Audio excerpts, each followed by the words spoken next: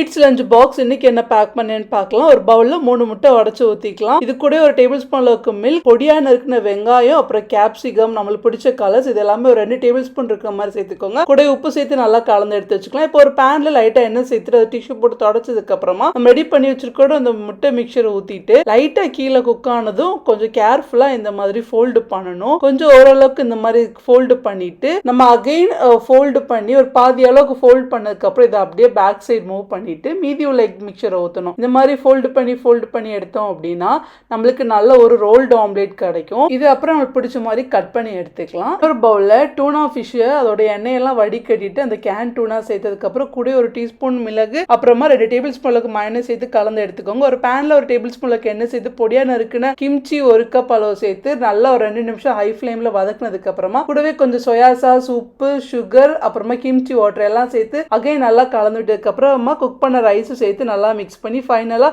Sesame seat சேர்த்து எடுத்துடுங்க. இது கூலானதுக்கப்புறம் கொஞ்சமாக சின்ன பால் சைஸ் மாதிரி எடுத்துட்டு நடுவில் நம்ம ரெடி பண்ண அந்த டூனா அந்த மிக்சரும் வச்சு நம்ம பால் மாதிரி பிடிச்சோம்னா கிம்ச்சி பால்ஸ் ரெடி. ஒரு பேன்ல கொஞ்சமாக எண்ணெய் ஆட் பண்ணி அப்புறமா ஃப்ரோசன் டம்ப்ளிங்ஸும் சேர்த்துட்டு மேலே லைட்டாக தண்ணி தெளிச்சு மூடி போட்டு ஒரு 5 மினிட்ஸ் குக் பண்ணோம்னா நம்மளோட டம்ப்ளிங்ஸும் ரெடி ஆகிடும். இன்னைக்கு லஞ்ச் பாக்ஸுக்கு நம்ம பண்ண கிம்ச்சி பால்ஸ், ஃப்ரைட் டம்ப்ளிங்ஸ், அப்புறமா ரோல்டு எக் ஆம்லேட், ஒரு டெடி பியர் கேக், யோகர்ட் இதுதான் இன்னைக்கு பேக் பண்ணேன். நாளைக்கு என்ன அப்படின்றது இன்னொரு வீடியோவில் பார்க்கலாம்.